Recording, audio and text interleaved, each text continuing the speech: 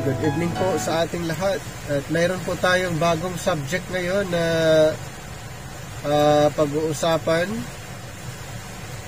the great blunder of the church. Ang ating subject po ngayon. So nakikita niyo po dyan sa ating slides, the great blunder of the church. So yan po, ano ba ang great blunder of the church? So ito po ay mga confusion. Kung baga, pag-aaralan natin ang mga confusion sa church. Paano ba nagkakaroon ng matinding confusion or blunder ang church? So yan po ang ating i-explore. Pag-aaralan po natin. So ito po ang mga pag-uusapan natin. Katulad ng the Kingdom Gospel and the Grace Gospel. And then some dispensational questions. Circumcision, baptism, and the Lord's Supper. And then the concerning circumcision. And then the circumcision and baptism of Christ from Adam to Abraham. Circumcision before the law. And then Jesus of Nazareth and the Jews, prophet and no prophet. And then iba pa. Isa din sa mga pag-uusapan din natin concerning water baptism. And then do these scriptures prove the Baptist theory, the household baptism, and then the Plymouth Brethren household immersion, concerning the Lord's Supper, the baptism and the Lord's Supper, the Passover, Holy Convocation in Leviticus 23:4 to 6, and then till He come. At isa pa, marami pa tayong mga pag-uusapan dito sa blunder of the church, the New Covenant.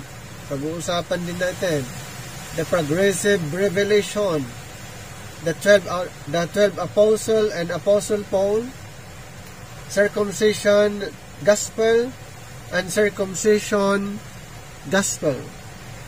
And then si Barnabas and Paul separated. And then Paul's 2 Jerusalem visits, and circumcision and reconciliation.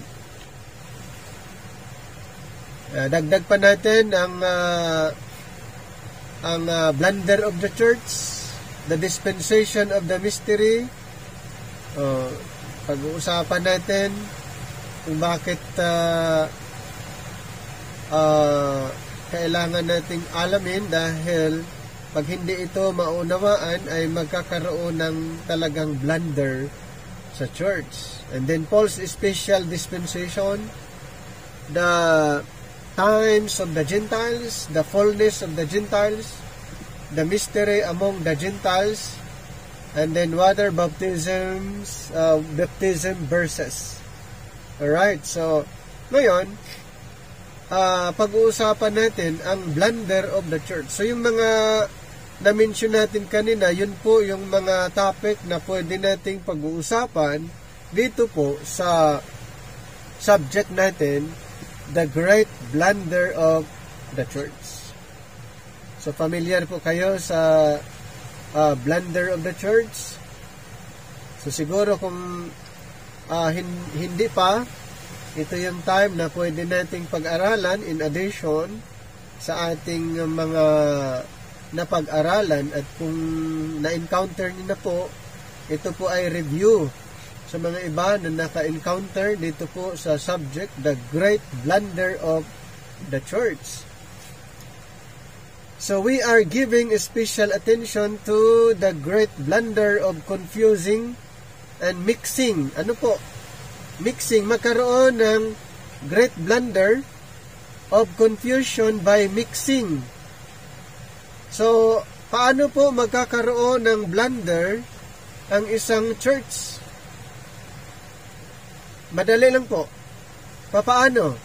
Magkakaroon lang po ng mixing teaching, may blunder of the church na po. Mayroon na pong confusion na mangyayari sa church by mixing teaching. Example po, yung mixing the hope, calling, and program of Israel. Maihalo sa hope of calling and program of the church, which is designated the body of Christ.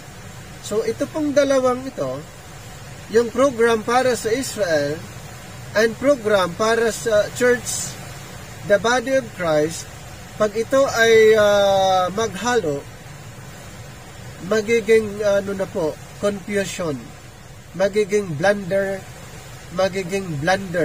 of the church. So, ang dali lang pala magkaroon ng problem or confusion sa church by mixing teaching. Ipaghahalo ang programa para sa Israel at ihalo doon sa programa para po sa church, the body of Christ. Pag ito po ay naghahalo, yan po ay blunder. Okay?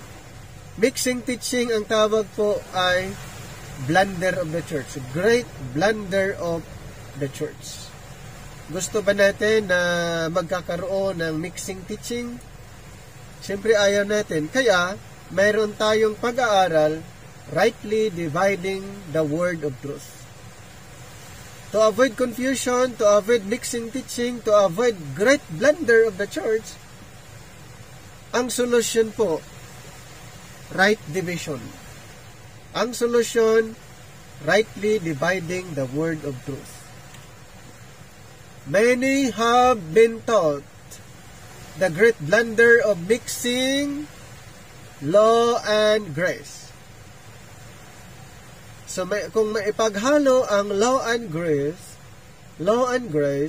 yan po ay great blunder. Yan po ay confusion. Great confusion sa church. Hindi alam kung ang turo ay naghahalo o hindi. Hindi nakita na ang teaching ay naipaghahalo. So many have been taught the great blunder of mixing law and grace, which mixture produces a perverted gospel. Alam niyo po, once na maghalo ang law of Moses, okay, at saka yung grace gospel, yan po ay magiging perverted or subverts the soul. Perverted gospel. Magiging perverted by mixing the law and grace. Di ba ayaw natin na maipaghahalo ang katuruan ito? Na hindi napapansin ng karamihan na naipaghahalo ang law of Moses teaching and then the grace program, the grace teaching. Okay, so many have been taught the great blunder of mixing law and grace, which mixture produces perverted gospel which subverts the soul. Ayan po. Kaya,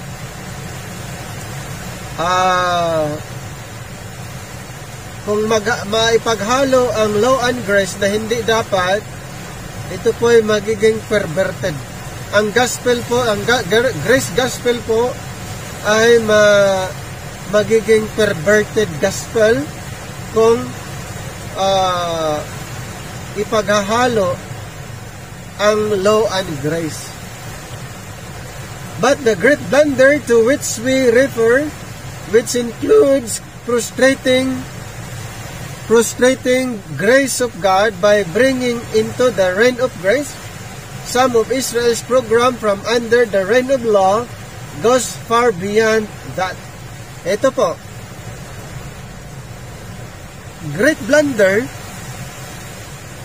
okay, magiging great blunder po kung ang grace ay dadalhin doon sa reigning of grace, doon sa Israel's program under the reign of law. So ganun po ang mangyayari, magiging blunder din po yan. Dapat ay separate ang grace of God, reigning of grace, some of Israel's program under the reign of law. Dapat hiwalay yon, hindi pwedeng pagsamahin, kaya magkaroon ng great blunder of the church. Magiging blunder or confusion na maipaghahalo yung hindi pwede. Dapat, katulad ng binanggit ko po, ito ay separate dapat. So, prostrating the grace of God by bringing, prostrating the grace of God by bringing into the reign of grace some of Israel's program under the reign of law goes far beyond that. So many spiritual grace preachers, who would never intentionally mix law, grace, law and grace, but do mix the what?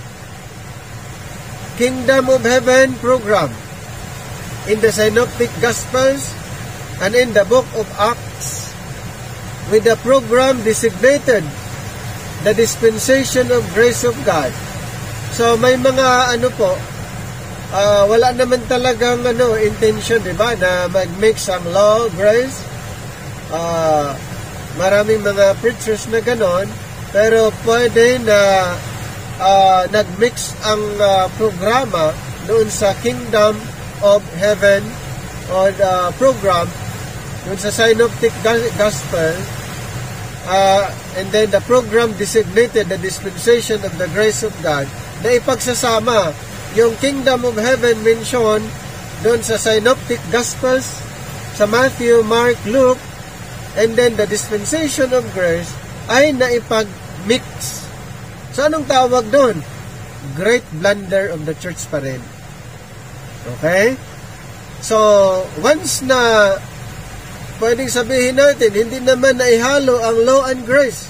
O, ipalagay natin, hindi naipaghahalo, pero naipaghahalo naman itong Kingdom of Heaven and then the dispensation of the grace of God.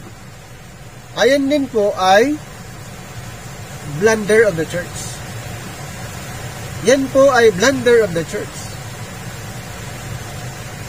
Dahil kung hindi ma-maintain yung separate program, dapat kung separate program, totally separate program, hindi pwedeng maipaghahalo. Kahit mayroong ibang mga teaching na hindi naipaghahalo, pero yung ibang teaching ay naipaghahalo, yan din po ay blunder of the church. They also have failed to rightly divide the word of truth. So, failure to rightly divide the word of truth, yan din po ay blunder. Yan din po ay confusion. Okay? Ano po ang magiging resulta kung failure to rightly divide? Katulad nito, ang ministry ni Pedro and Paul, using right division, yan po ay mayroong pagkakaiba. Pero without right division, ito po'y pinagsasamang ministry lang. Obvious na sa Bible, sa Galatians 2:7-9, ay hindi po sila magkasama sa ministry. Yun dapat.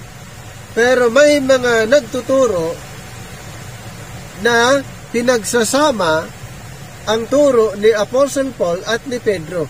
Yan po ay failure to rightly divide. So, blunder pa rin ang tawag doon.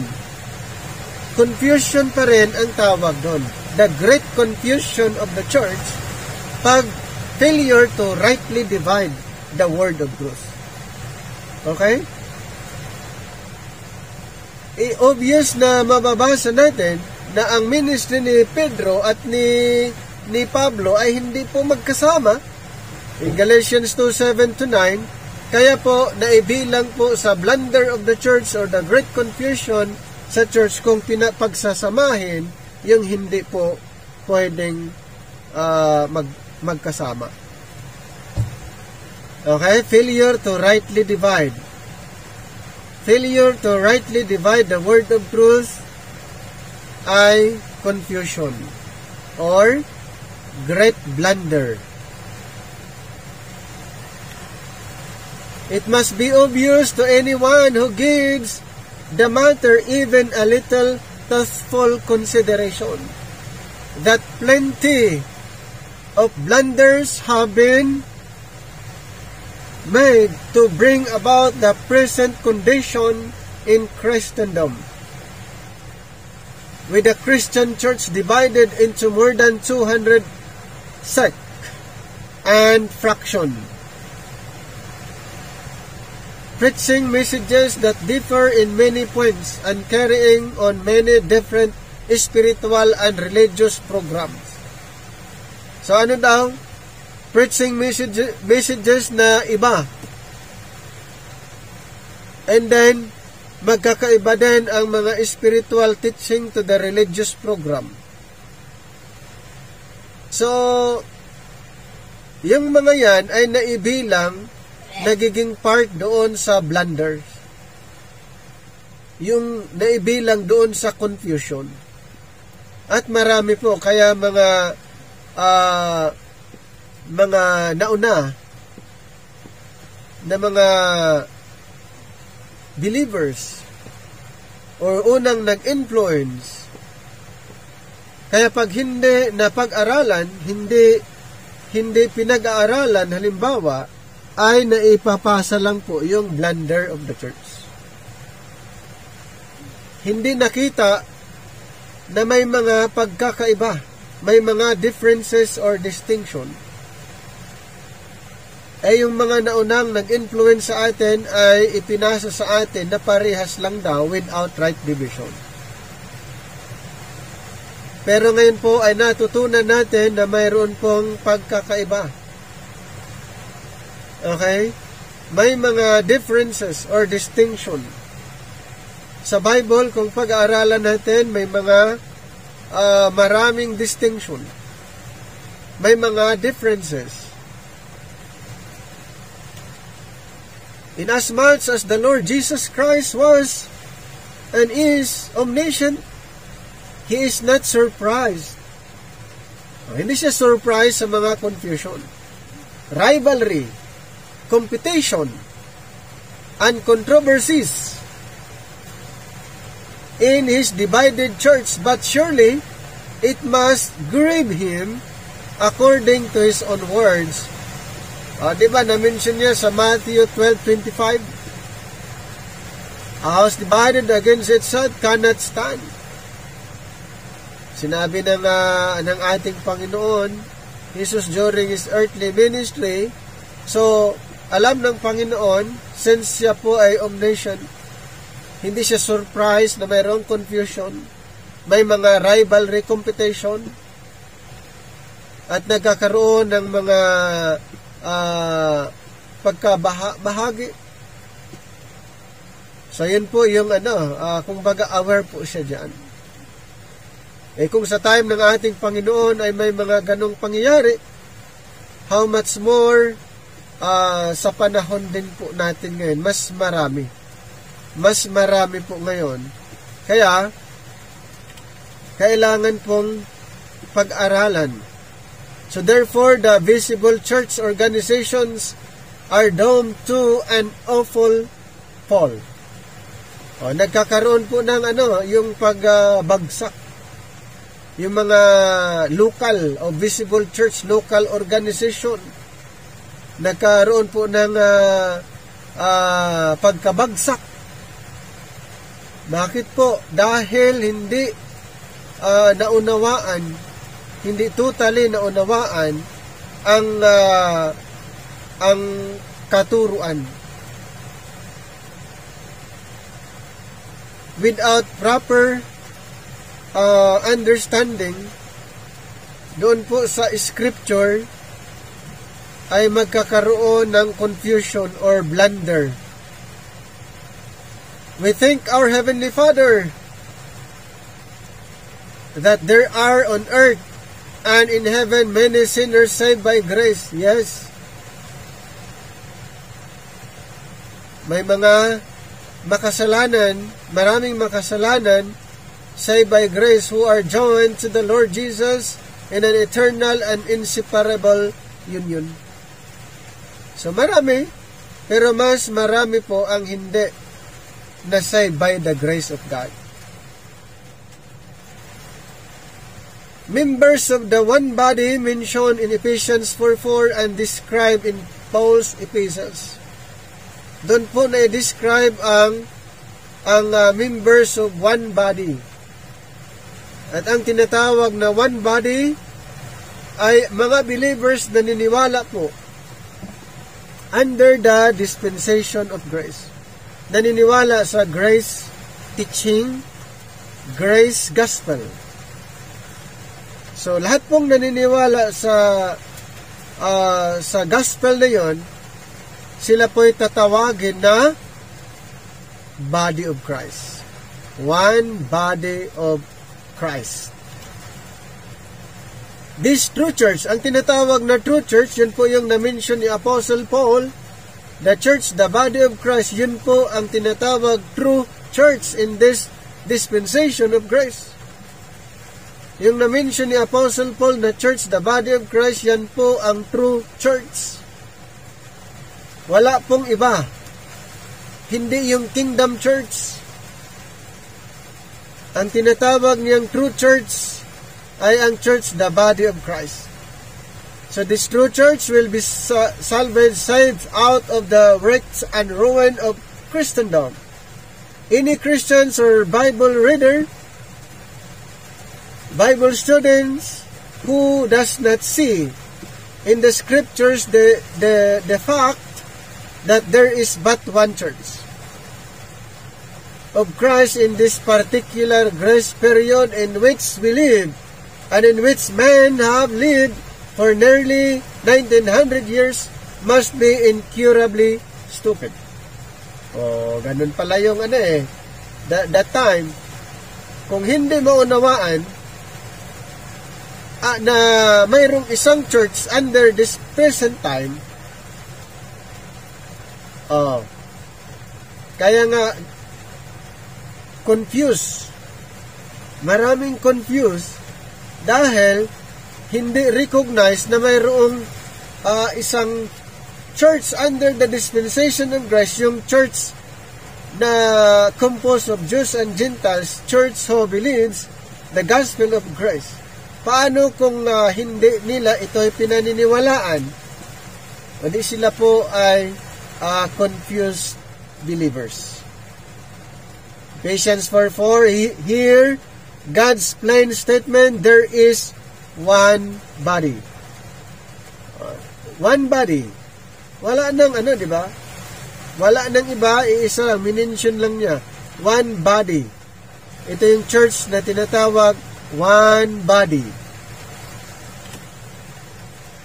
In Romans chapter 12:4 and 5, for as we have many members in one body.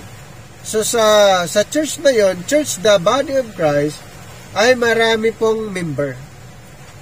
Marami pong member. Lahat ng mga naniniwala sa gospel, the gospel of grace, sila po ay member of that one body. And all members have not the same office. So yung mga member na yon sa one body ay mayroong kanya-kanyang function. So we, being many, are one body in Christ, and everyone members one of another. Ayan po ang description sa mga believers under grace. mga grace believers are one body in Christ.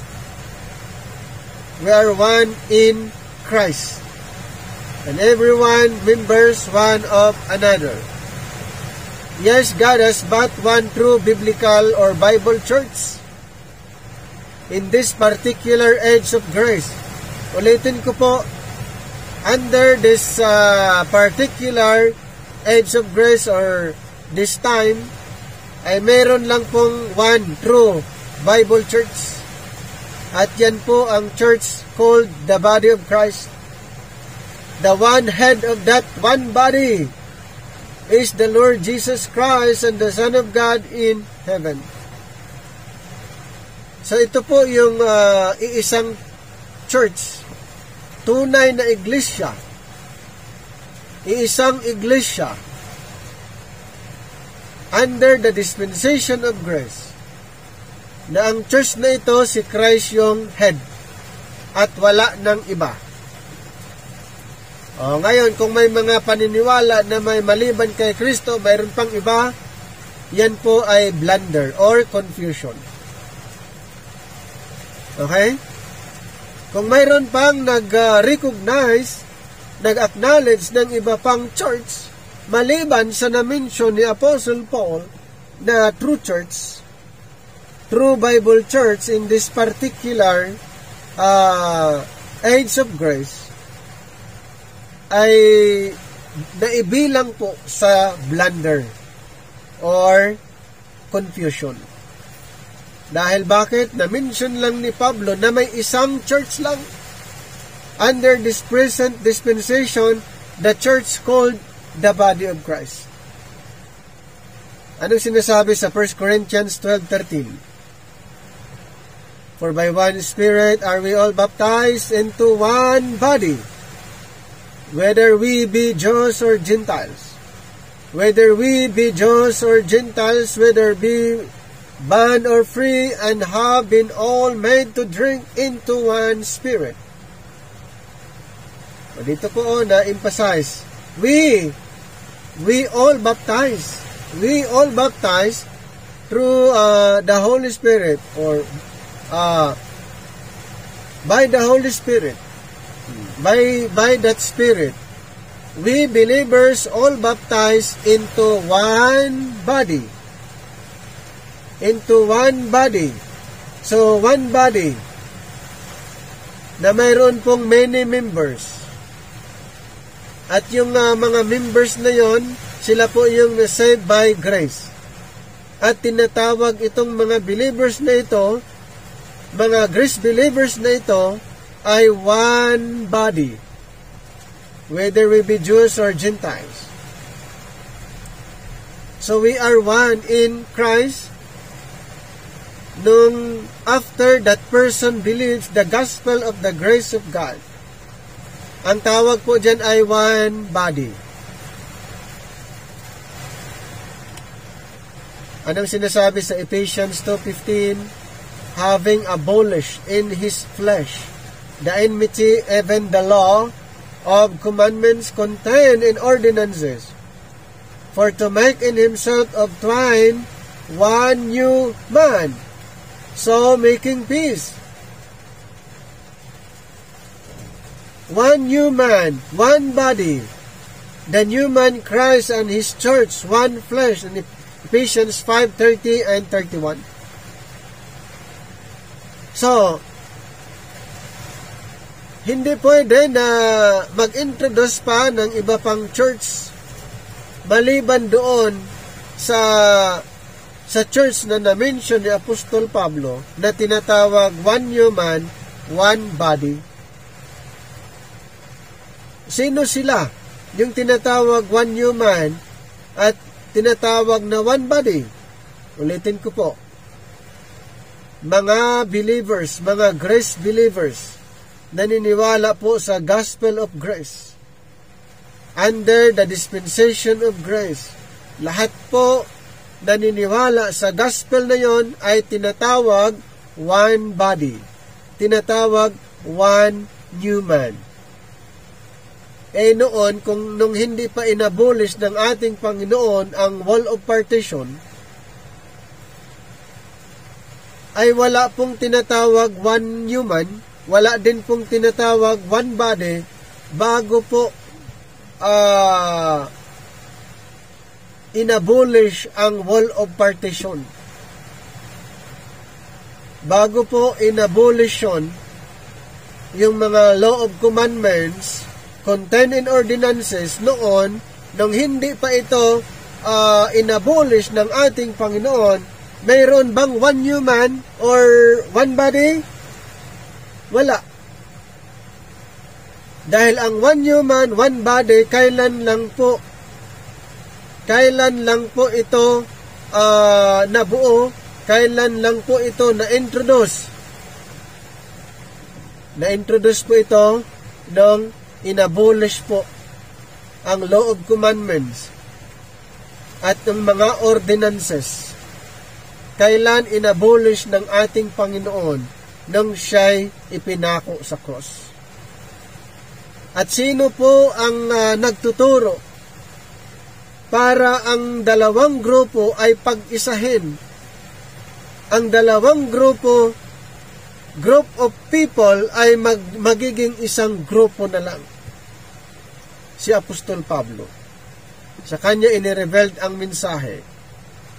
At kung sinong maniniwala sa mensahe na yon, ang mensahe ng biyaya, the gospel of the grace of God, His finished work, ay magkaresulta po ng one human, one body. So sana nakuha niyo po yung point ko doon, na kung kailan po nabuo ang tinatawag one human, during the time of Apostle Paul. Doon po nabuo ang one human and one body. But before him, before Apostle Paul, wala pong one human, one body, dahil nga nandoon pa po yung wall of partition. Ang Jews and Gentiles hindi po pinagsama that time. Pinagsama lang po after His death, particular nung inirebuild ng ating Panginoon ang dispensation of the grace of God. We repeat that the one and only head of the one true body, church, sino po? Jesus Christ. Jesus Christ, who is in the heavens, in Ephesians 1:19-22. Siya po ang head of the church, the body of Christ. In striving to emerge from the dark ages, kung familiar kayo, dark ages, denominationalism undoubtedly has been unavoidable. In some instances, it has safeguarded weak and ignorant Christians. But surely, it has been the trick of Satan to cover up the glorious truth in God's book concerning the hope, calling, program, and destiny of the one true church, one true Bible church, which is the body of Christ. So during that time, sa Dark Ages, doon po na masyado ang denomination. Doon po masyado ang denominationalism. Yan. At ano po ang nangyayari? The next generation to generation, hindi na po totally naunawaan yung programa ng Panginoon. At ito po ay isa sa trick ni Satanas to cover up the glorious truths in 2 Corinthians 4:4-5. God's book concerning the hope, calling. Hindi masyadong natutunan the hope, calling, program, destiny of the one true Bible church, which is the body of Christ. Kaya ilan lang po ang nagtuturo. Ilan lang po ang nagtuturo the one true Bible church.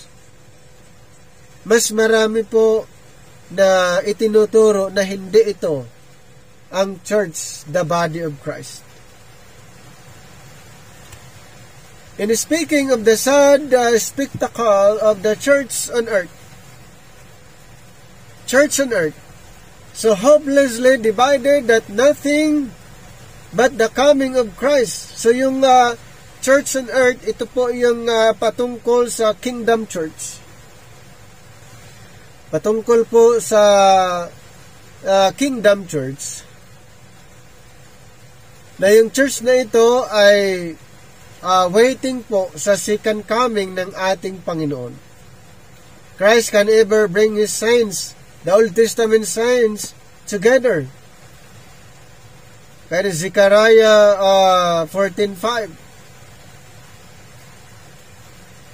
na ang Panginoon ay paghaharian niya, kasama niya itong mga kingdom saints pag siya po ay maghahari dito sa millennium.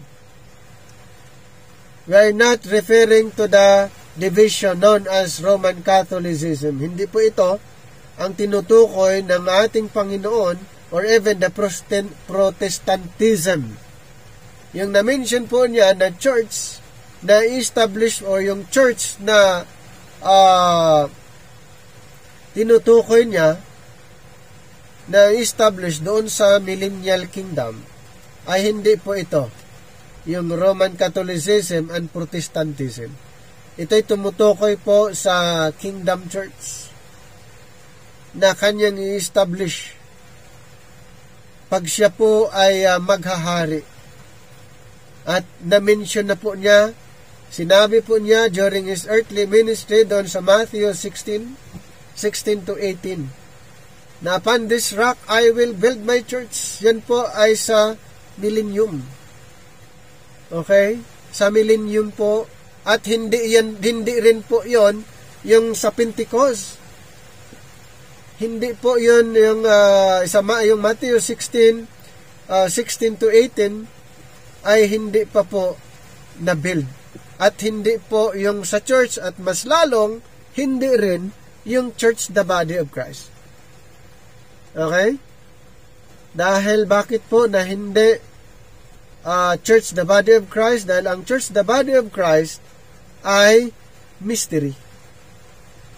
Inirebuild lang po ng ating Panginoon kay Apostle Paul. Kaya, nung na-mention niyang I will build my church, ay tumutukoy na po doon sa millennium. Na yun po ang pinaka-goal ng kanyang ministry. The Romanists claim over 200 million adherents. Yun po yung claim nila. At noon pa, kiniklaim nila po na sila yung true church. Sila yung unang church or old church. Yun ay mga claims. They are so completely Judaized that the communicants have to be saved in spite of the perverted doctrines and unscriptural practices included in their ritualistic religion. O yung kanilang itinuturo ay perverted. Bakit po perverted? Bakit po perverted ang kanilang itinuturo? Dahil hindi po ito scriptural. Perverted dahil naghahalo. And then karamihan wala po sa Bible ang mga practices. Ayan po ay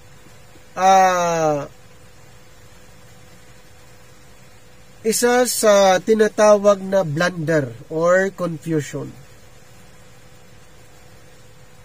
Nakuha niyong point? Perverted doctrines and unscriptural practices included in their ritualistic religion. More on ritual. Ang ipinopromote more on ritual. There is utterly no hope. Wala pong yung talagang pag-asa doon at aasahan natin. For them, except as the individual Romanist is delivered by the gospel of the grace of God. Maliban lamang na mayroon pong naniniwala sa Gospel of the Grace of God from his mixture of Judaism, Christianity, and paganism. Ayon sa history, sa research ang Romanist, na tinatawag po ay mixing Judaism, Christianity, and paganism. Ang tanong po, sila ba ay ibilang sa group of grace believers? Hindi. Kung sino po ang maniniwala sa kanila, maniniwala sa Gospel of the Grace of God, sila po ay bahagi sa church, the only Bible church, true church in this present time, the church called the body of Christ. Ano pa? The ritualism of Romanism. Marami pong rituals. Came as a result of that which began in the day of the apostles. May mga rituals. Ito po yung mga ginagamit din nilang mga basihan during that time of the apostles. Ay mayroon pong mga rituals na ginagawa. So, read the issue of the Jerusalem Council. Diba? Doon po pinag-uusapan ang mga rituals in Acts 15.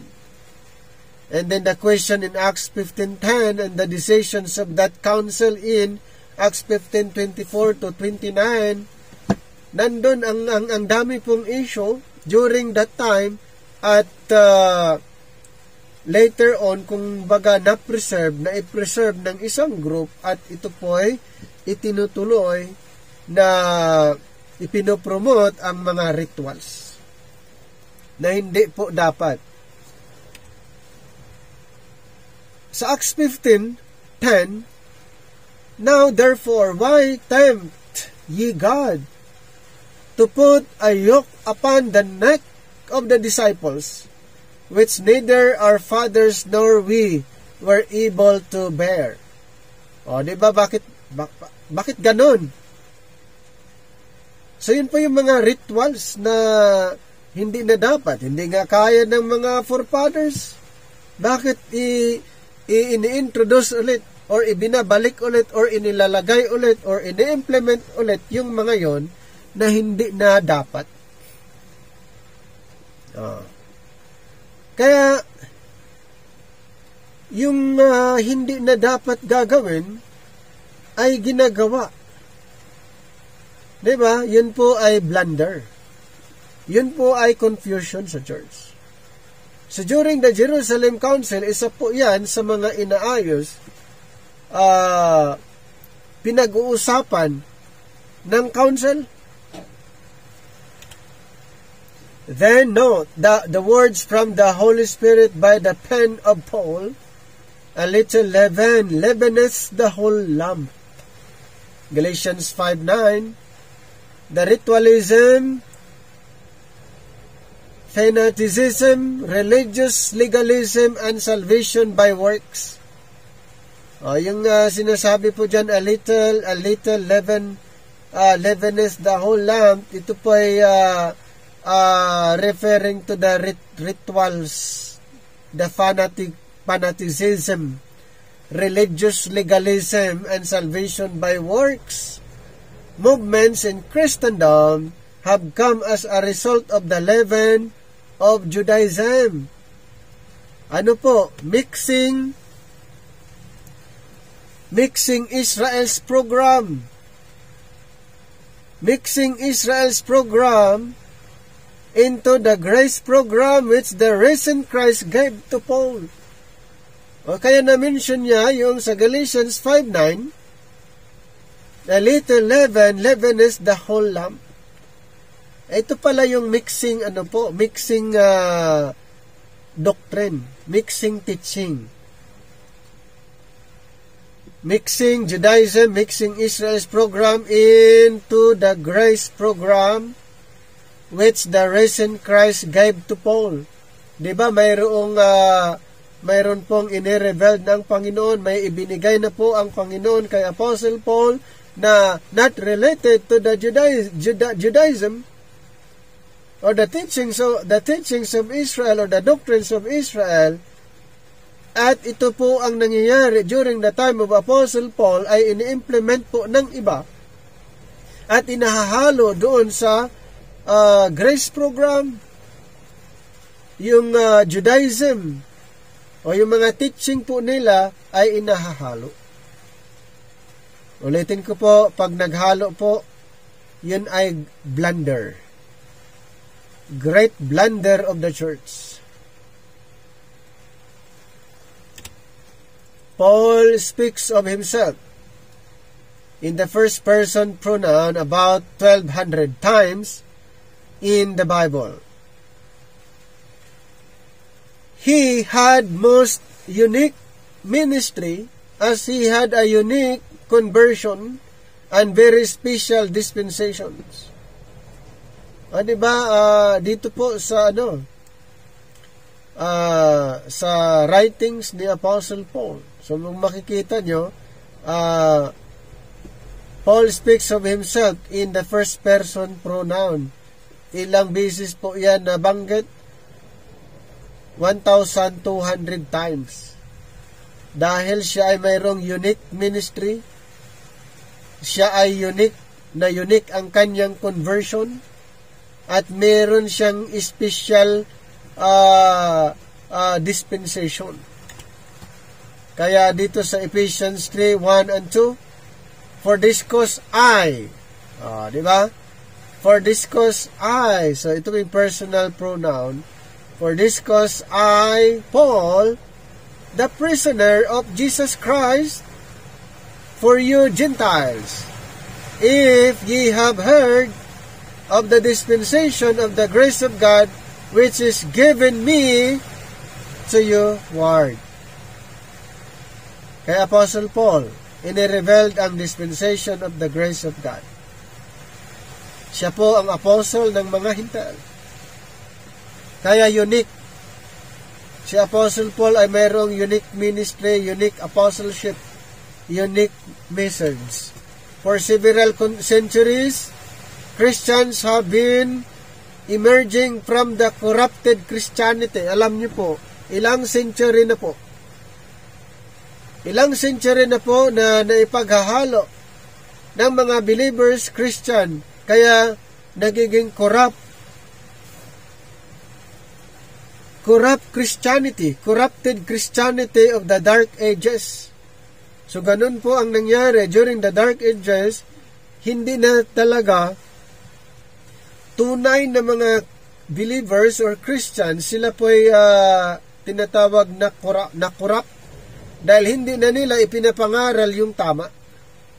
Hindi na nila ini-introduce ang tamang katuruan. Kaya yung mga Kristiyano that time, during the Dark Ages, sila po ay nakurap.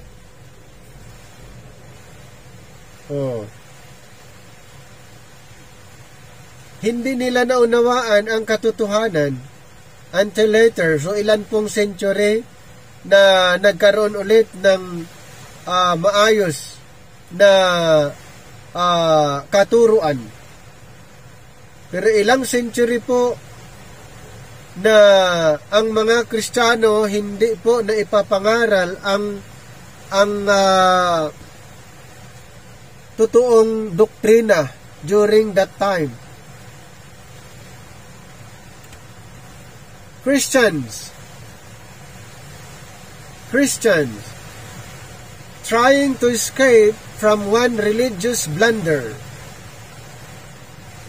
have gone into another and denominationalism. So parang gusto nilang makaiwas from one religious blunder and have gone into another and denominationalism and tradition, have much retarded that recovery of body truth and hindered in the matter of obeying 2 Timothy 2:15.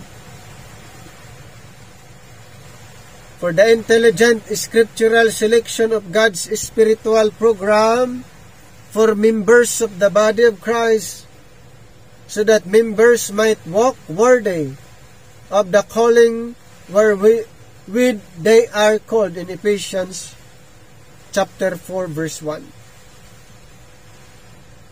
So ganun po ang nangyayari.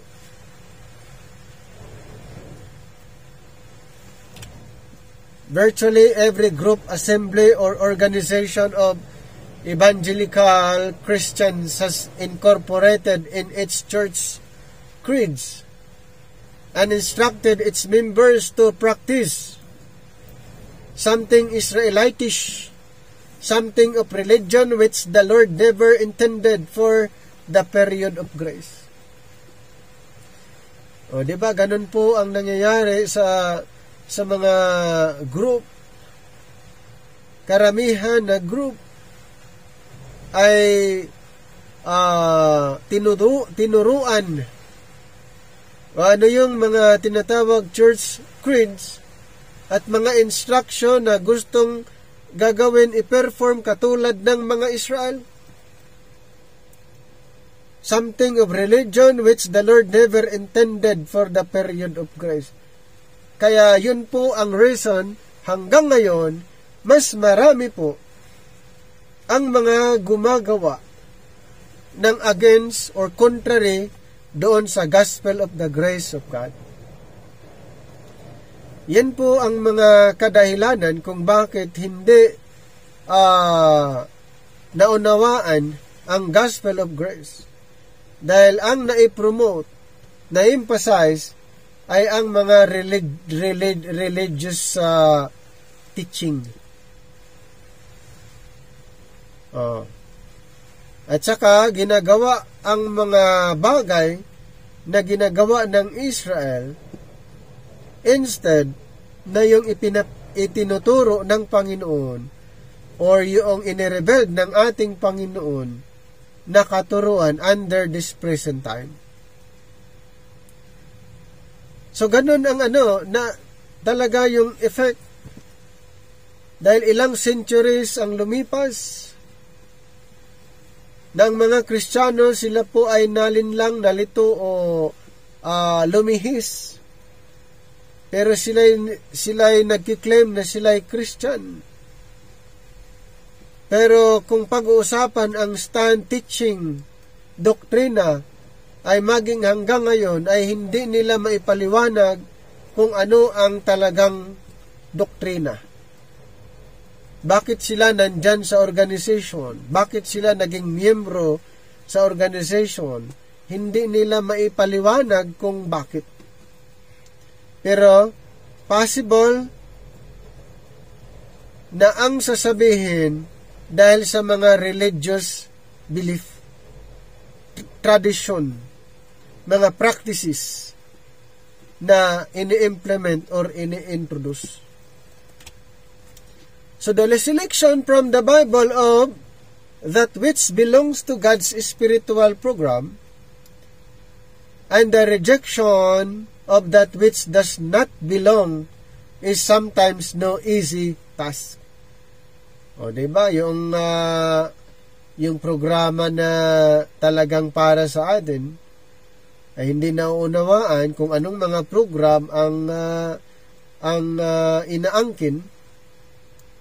Pero yung program na talagang para sa atin ay marami pong ayaw. Yung program na para sa atin, we are introducing that we are under this program, the dispensation of grace, we are under grace, but mas maraming ayaw. Okay? At ano po ang reason? Probably, ano po ang reason kung bakit ayaw? Dahil hindi kailanman siguro na nabanggit sa kanila ang programang ito. Kaya, sasabihin ng karamihan ay ibang katuruan yan. Yung nireject pala, yun yung napakahalagang teaching na dapat pag-aralan. But surely God has some intelligent scriptural principle in obedience to 2 Timothy 2:15. by which the Spirit taught students of the Scriptures may know how to appropriate and apply the Scriptures to walk well pleasing unto the Lord. And 2 Timothy 2:15, napakahalaga po na isang basihan para po mauunawaan natin, lalo na kung ang isang tao ay naghahanap ng maraming mga dapat alamin, o searcher or seeker, open-minded, mayroon pang gustong malaman, mayroon pang dapat alamin, ayun po ang maganda, talagang madaling matuto. Madali pong makakaunawa na marami pa pong dapat alamin sa Bible. Okay? The students of the Scriptures may know how to appropriate and apply the Scriptures to walk well, pleasing unto the Lord. Quite frequently, the members of one denomination or denomination who have their established denominational program. O ito po the members of one denomination, since siya ay member dan sa denomination, who have their established denominational program, are ungraciously intolerant with the members of another denomination. O, di ba? Yun po ay yun yung karamihan. Nagiging close-minded at hindi na nakikinig sa iba. Dahil iba doon sa kanilang ipinapangaral, iba yung sa doktrina ng kanilang denomination or teaching ng kanilang denomination, at mostly po close-minded at hindi na ikinoconsider or pinapakinggan yung iba pang mga turo na pwedeng matutunan.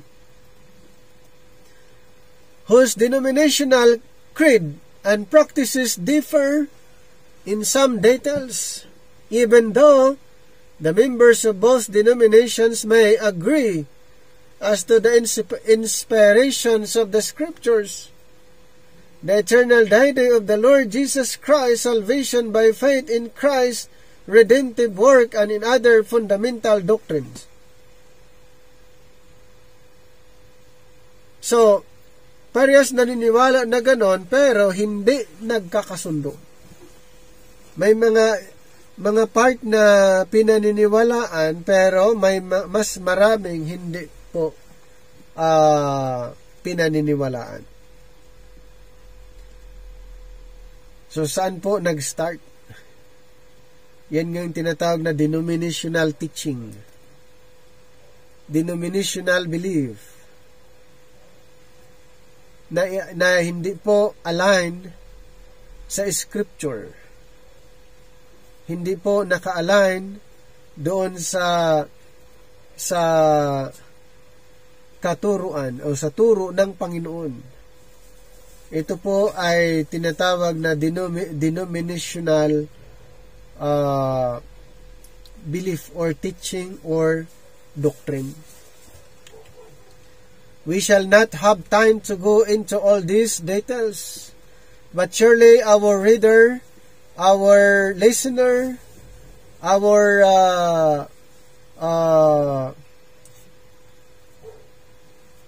mga friends, example, will agree with us that because of tradition and fear of man, nearly every organized group of Christians has arbitrarily, promiscuously, and capriciously selected or rejected. From the four Gospels, the so-called four Gospels, Psalms and Prophets, the Book of Acts, some of the messages and program of Israel which have not rightful place in the body of Christ. Totoo naman na may mga instruction na hindi po para sa church, the body of Christ. Yung mga tinatawag doon sa so-called four gospel. At yung mga iba pang mga na-mention sa mga prophets, psalms, at iba pa outside the writings of Apostle Paul. Hindi pwede na pilit na dalhin, bigyan ng part doon sa body of Christ. Hindi po. Kaya nga, we study the Bible rightly divided. May mga dapat tayong i-consider. Hindi lahat ng writings parehas. Katulad ng ibang mga pananaw o ibang mga katuruan na ikinukonclude nila na parehas lang. Pero ang daming hindi parehas. May mga distinction, differences. From the earthly ministry of Christ and His apostles, yung ministry of Christ and His apostles, and from the church of the Acts period, they have selected or rejected such of those religious programs as seemeth good to them without apology, explanation, or intelligent scriptural exegesis, and nearly 100% of them have intentionally or unintentionally carried over something that rightly belonged to Israel's God-given program, but which has no place in God's spiritual program for the body of Christ. So bakit po ganon ang nangyayari, either intentional or unintentional? And there are some rejected, may mga nireject at mayroong inadapt base po sa kanilang pagkaunawa. And then, ang danger, ang confusion dyan, pinipili nila yung mga yon na rightly belongs to Israel. Yung mga bagay na yon ay para sa Israel at kinukuha at dinadala doon sa God's spiritual program for the body of Christ. Kaya nga, great blunder of the church. Yung hindi na isulat para sa iyo, hindi directly address sa iyo, sa atin, ito ay address para sa bayang Israel at dinadala dito po sa present program.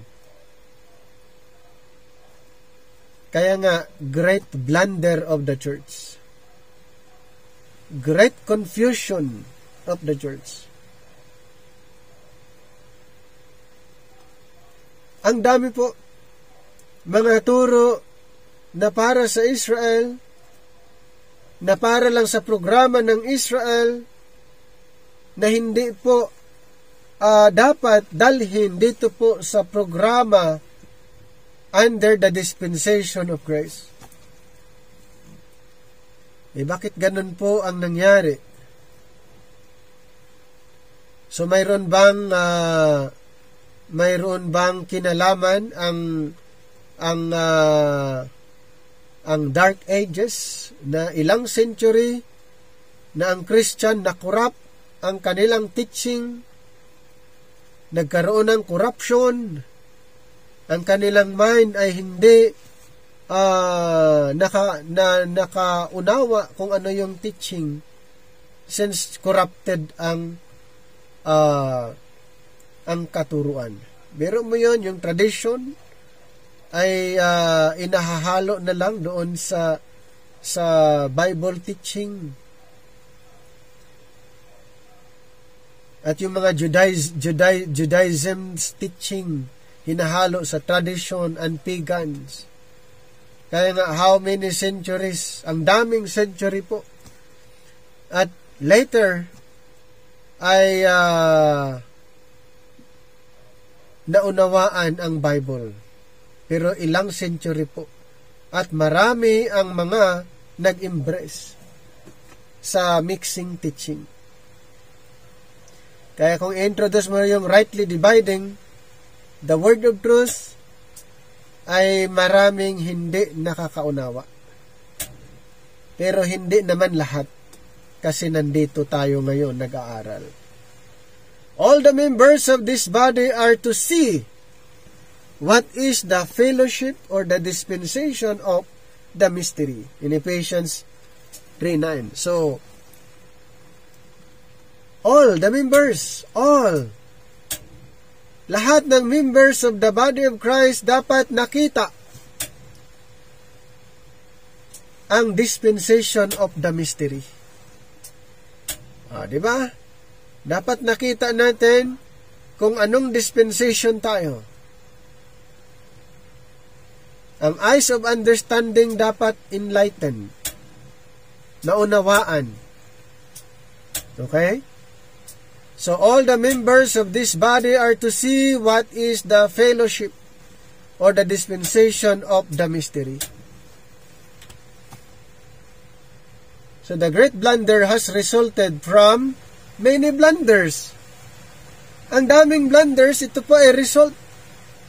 Di ba napag-usapan natin ang dami po, generation to generation, century to century, ang dami po.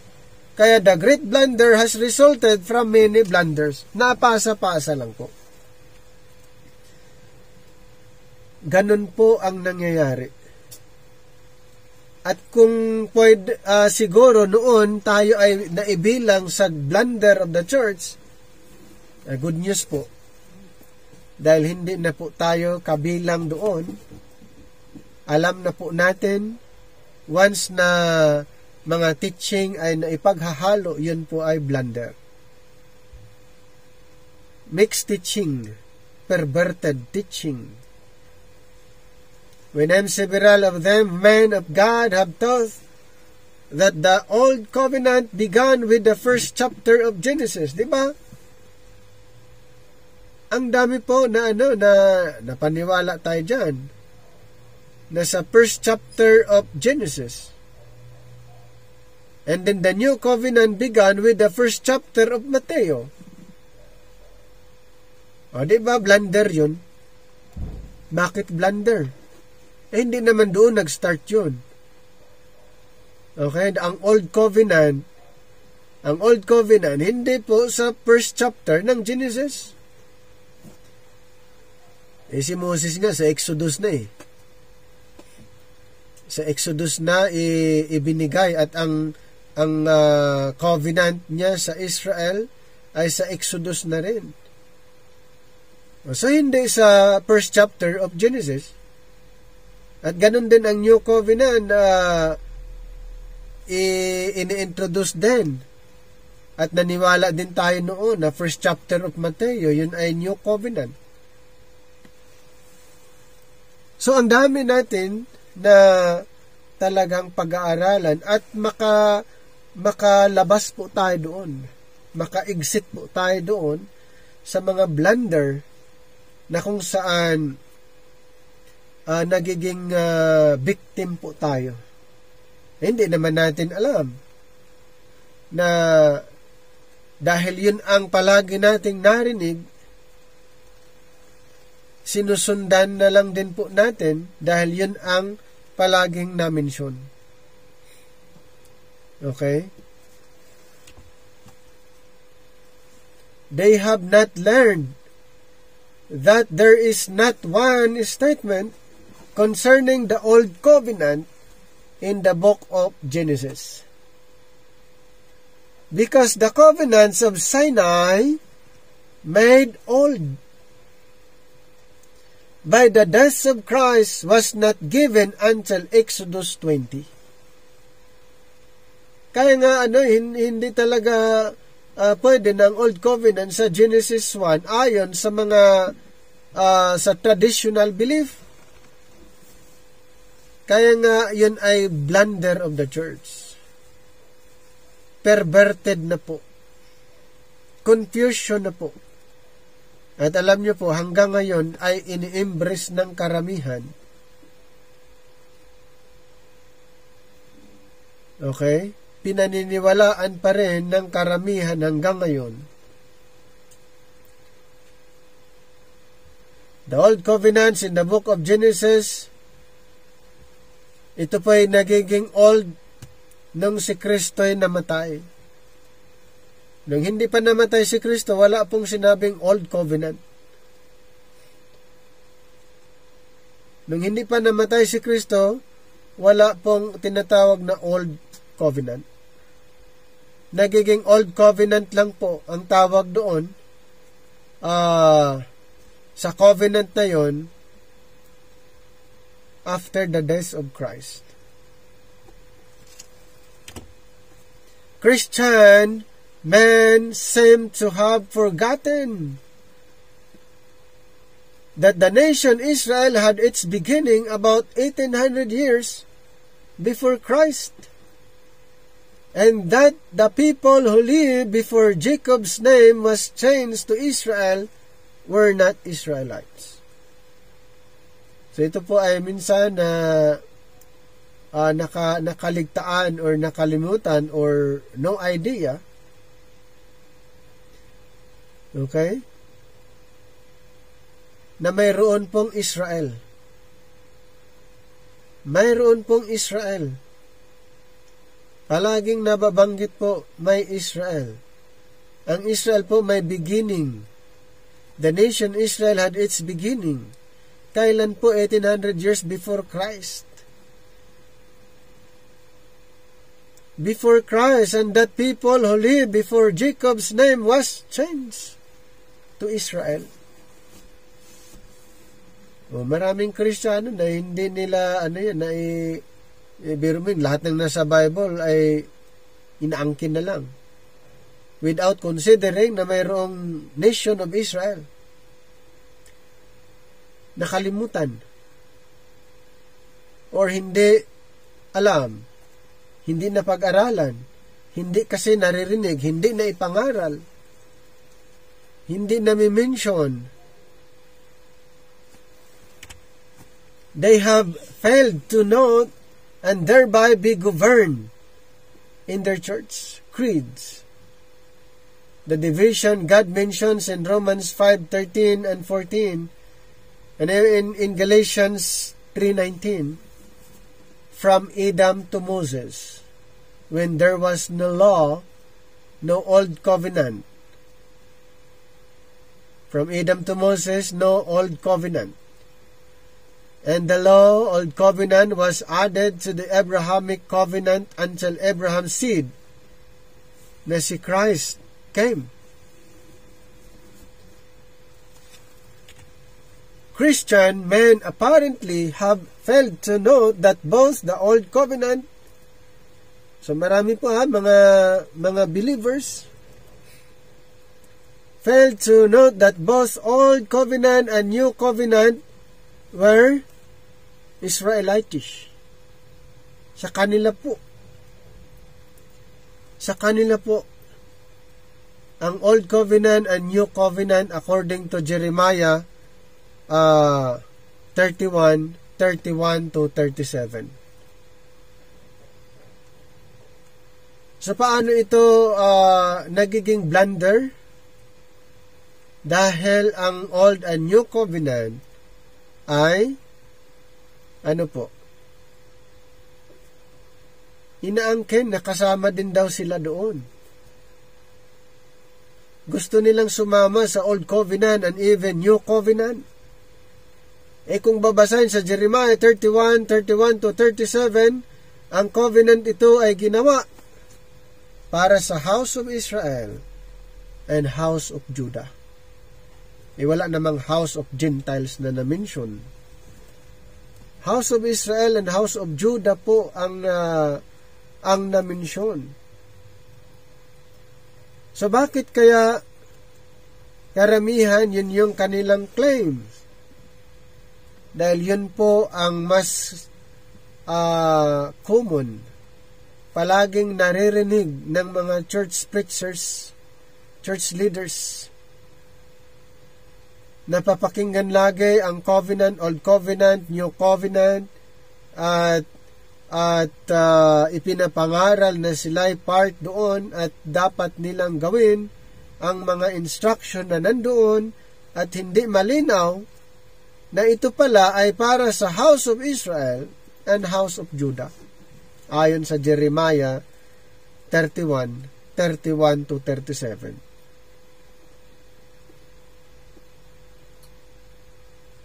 Sila ba'y naging part sa great blunder of the church? Yes. Great confusion of the church? Kasama. Dahil hindi naunawaan kung para kanino ang Old Covenant at kung para kanino ang New Covenant. At ano ang rason bakit naging Old yung First Covenant at yung Second Covenant ay nagiging New Covenant. At kung para kanino ang mga yun. Jeremiah 31:31-37, at meron din po sa Hebrews chapter 8, 7-13, ay ginawa po ang New Covenant sa house of Israel and house of Judah. Many Christians, preachers have preached to God's people under grace. Okay, maraming mga Christian na ipinapangaral po, have preached to God's people under grace. In the body of Christ, the earthly kingdom promises made to Israel belonging to an entirely different dispensation. Kung under grace, dapat under grace ang ipinapangaral, pero ipinapangaral ang earthly kingdom promises na ang mga believers ay part din doon sa earthly kingdom. Dapat, yan nga, na the earthly kingdom promises made to Israel belonging to an entirely different dispensation. Dapat, entirely different dispensation. Ibang dispensation. Iba ang dispensation of the kingdom. Yung earthly kingdom, iba po yon. Pero mostly, hindi po nakita ang distinction na ipaghahalo. O di confusion na naman yun. Great blunder of the church. Bakit naipaghahalo or naipagsasama dyan yung programa na yon? Dahil hindi po nakita ang distinction. Okay? Many Christian preachers have preached to God's people under grace in the body of Christ the earthly kingdom promises made to Israel. Ulitin ko, the kingdom promises made to Israel, belonging to an entirely different dispensation. Christians have, for centuries, been taught that Abel, Noah, Abraham, Moses, David, Daniel, John the Baptist, Peter, and Paul all belong to the same church. O di ba karamihan ganun? Ilang century ang lumipas. O baka ganun din tayo noon. O noon yon, pero ngayon, hindi po. Si Pablo ay separate. Pwede siguro si Abel, si Noah, si Abraham, si Moses, si David, si Daniel, si John the Baptist, and Peter, pwede pa yon na sila belong to the same church. at hindi kasama si Pablo. Pwede pa yon. Pero ang nangyari, isinama si Pablo, so magiging blunder of the church. Magiging confusion. Kasi isinama si Apostle Paul na hindi naman kasama doon sa programa na yun. Pero ilang centuries, ang dami po. At ito po ngayong good news dahil natutunan po natin, kaya hindi tayo kasama dito sa mga nagtuturo na lahat ay kasama sa isang church. Diba? Kung may nagtuturo ng lahat yan ay isang church, yan po ay blunder, confusion. Hindi po kasama si Pablo doon sa mga sa sinasabi na isang church. Si Pablo ay sa separate na program.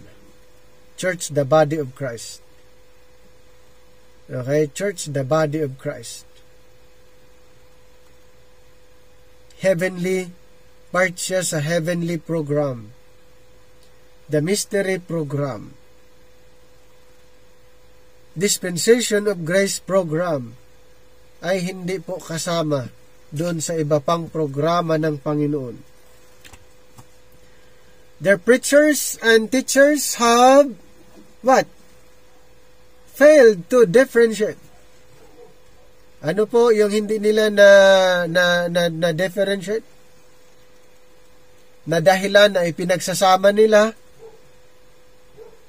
between Jesus of Nazareth in the midst of Israel and Palestine and Paul's mystery, Christ in you, the hope of glory. Ang mga preacher and teacher, kung failure sila na tignan ang pagkakaiba ng si Kristo sa Nazareth at yung si Kristo under the mystery program, doon po na ipagsasama. At yan po ay blunder. Great confusion.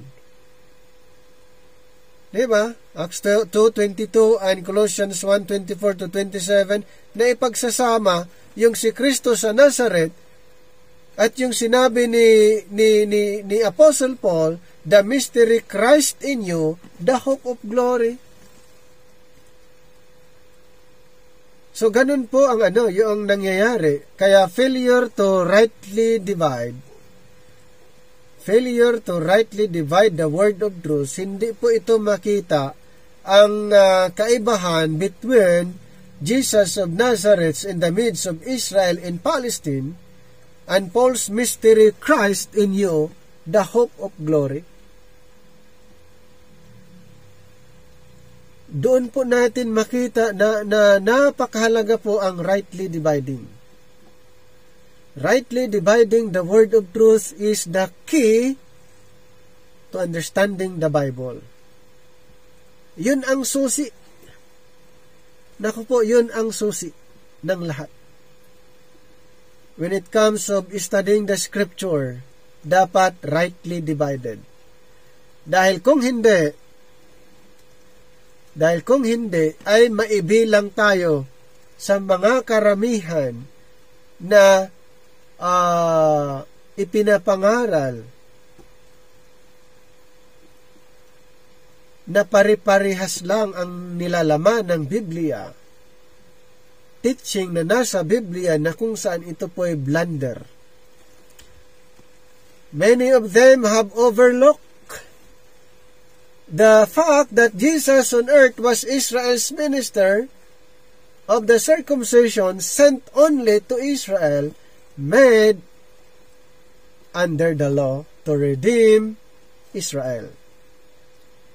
In Romans 15:8, Matthew 15:24, Galatians 4:4 and 5, Jesus Christ was a minister to the circumcision And Matthew 15:24, he was sent exclusively to Israel. And Galatians 4:4 and 5, he was born he was born under the law. O, yan po si Jesus Christ. Yun ang kanyang description that time na siya po minister. Before his death, he was a minister to Israel. He was sent exclusively to Israel, and he was made under the law to redeem Israel. Many of them have failed to recognize, ang dami, failed to recognize the transition period of the book of Acts. Wala pong ganon. Maraming mga preachers, teachers, ay hindi nila na-recognize na mayroong transition na nangyayari sa book of Acts. The place of Israel in the book of Acts and the very important truth of Galatians 2:7-9. Diba? Ganon po ang nangyayari. Marami talaga na hindi na-recognize na mayroong transition sa book of Acts. Ano po yung mga verses na pwede nating i-consider? Galatians 2:7-9. But contrariwise, when they saw that the gospel of the uncircumcision was committed unto me, Apostle Paul, as the gospel of the circumcision was unto Peter. Circumcision referring to the nation Israel. For he that wrought effectually in Peter to the apostleship of the circumcision, the same was mighty in me toward the Gentiles. O, diba na napakalinaw po yun? Si Apostle Paul sa mga Hintel, si Pedro sa mga Israel. Diba, napakalinaw. So, pero maraming failed to recognize na mayroong transition na nangyayari.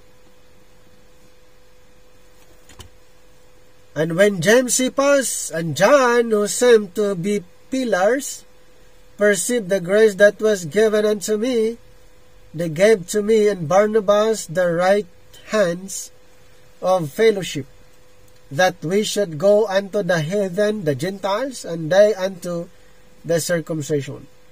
So ito po during sa sa Jerusalem Council, at ito po ay na-settled sa agreement na si Pablo sa mga Hintel, si Pedro sa mga Israel. Kaya napakahalaga na maunawaan natin ang mga ito, at isa din na kailangan nating maunawaan para hindi tayo maibilang sa blunder of the church, yung mga distinction. Kung para kanino ang instruction at sino yung binigyan ng instruction.